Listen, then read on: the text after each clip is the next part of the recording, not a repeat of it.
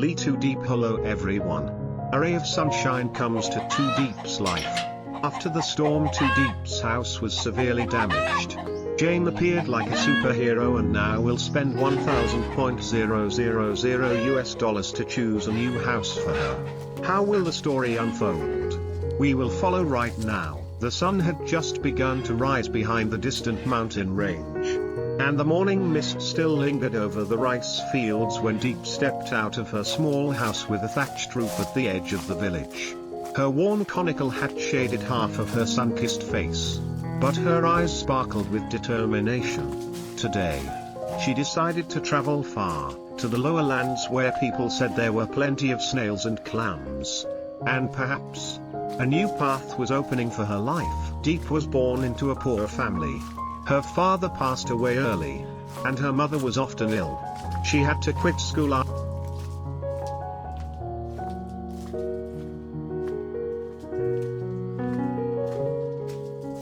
after 9th grade to help support her family. In recent years, catching snails and clams had become her main livelihood. Though exhausting and often leaving her hands and feet scratched from wading in the water, she remained resilient. But this trip was different. Not only had she heard there were abundant snails in the new area, but she also wanted to escape the heavy burdens in her heart, the whispers, the scrutinizing glances, and the loneliness that surrounded her. The red dirt road led Deep to a distant field where villagers were busily harvesting rice. She quickly rolled up her sleeves and waded into the flooded fields to gather snails and clams.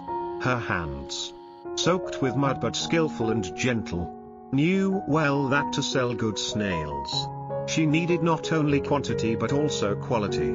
Her basket soon filled with plump snails, their shells gleaming in the morning sun. Carefully,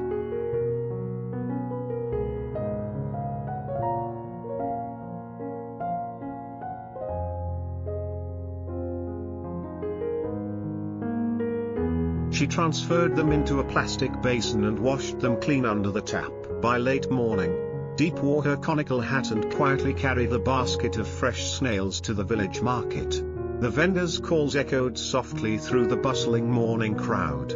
She placed her basket beside the vegetable and fish stalls and called out, "Fresh snails here. Sweet and tender.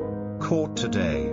Customers passed by in crowds, their eyes mixed with sympathy and judgment. But Deep just smiled quietly. The money she earned was small but was the fruit of her sweat and endless effort. She saved every DONG to send back to her ailing mother, to buy medicine, and to keep capital for the next day. Holding those hard-earned coins in her hands, her heart brimmed with hope for a better life, for a future free from worries. Standing by her stall, watching the bustling crowd, she thought of the road ahead. Though full of hardships, she believed she would never be alone. At that moment, a man approached. He wore a white shirt and simple jeans.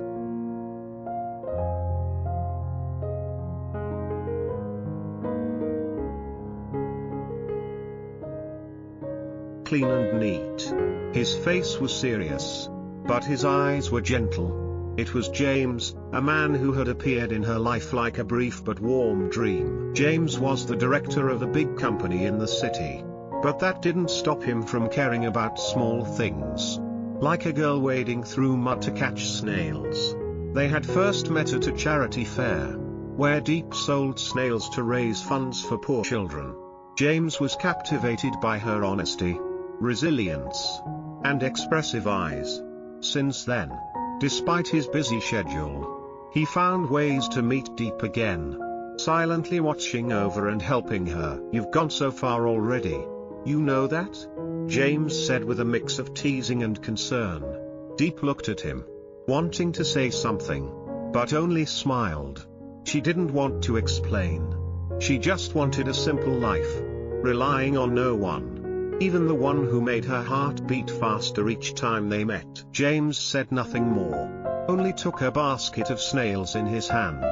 Together, they walked toward his small truck parked by the roadside. On the way back, James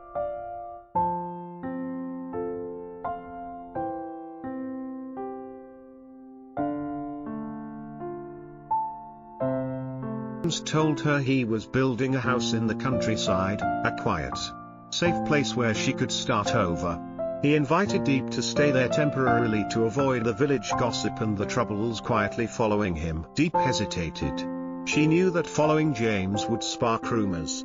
They weren't married. Nothing bound them yet. But his eyes were sincere. And she was exhausted.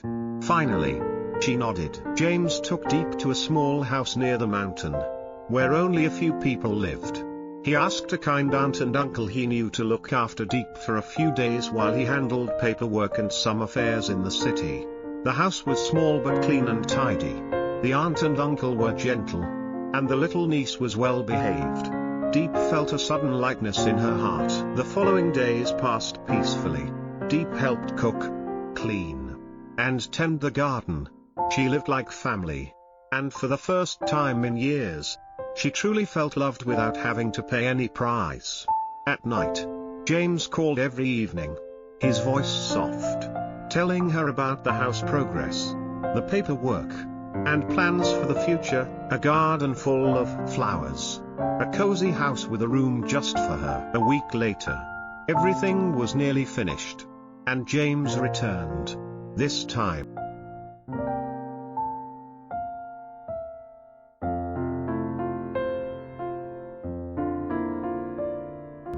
he came to pick Deep up without hesitation.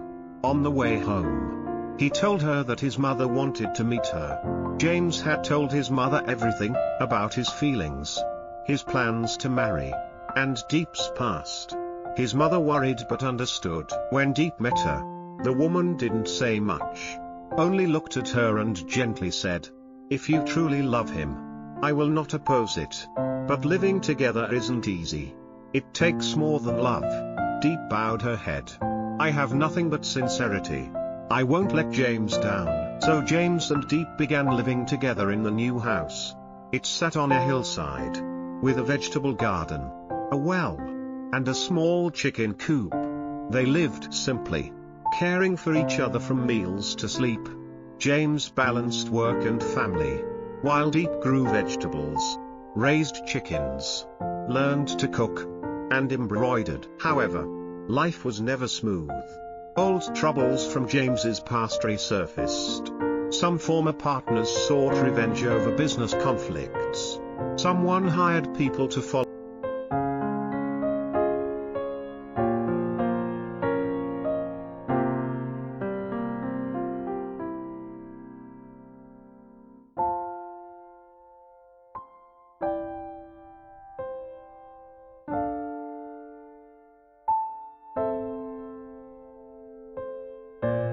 him and even threatened Deep. Once, a stranger appeared at the gate, pretending to ask for directions. But his eyes revealed suspicion. James asked a military officer friend to investigate.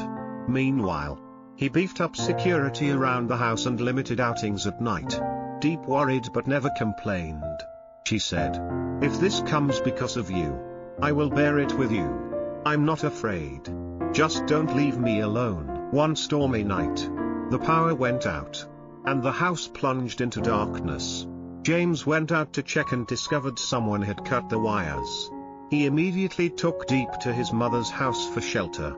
Later, the police arrested a group hired to stalk and cause trouble.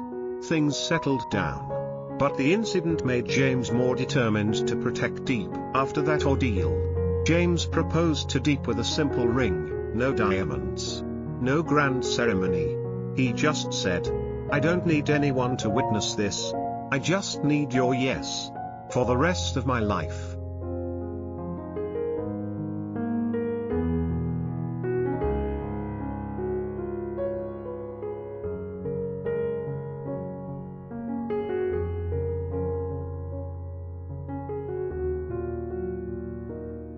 "I choose you."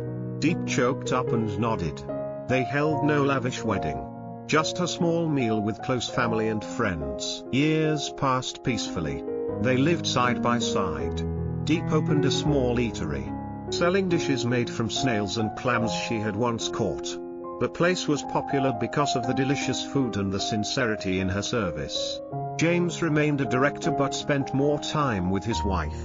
Their home, and garden. One evening, sitting on the porch, Dee rested her head on James's shoulder and sighed. "I never dared to dream of a day like this." James squeezed her hand tightly. "Because you deserve it. You don't need to be rich or highly educated. Just be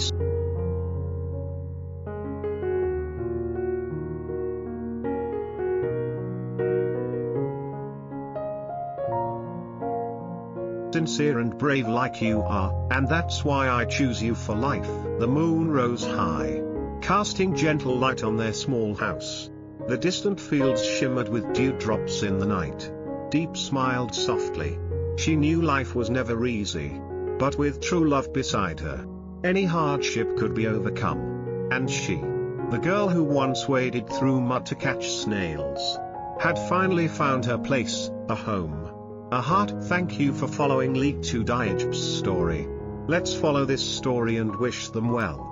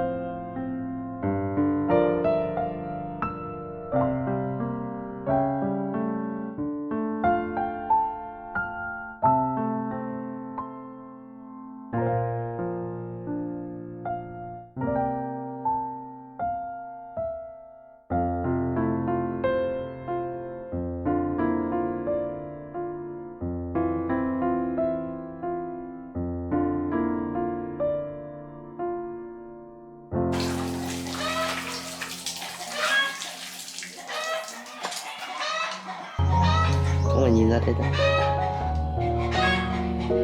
Đấy kẹt rồi hiện đây.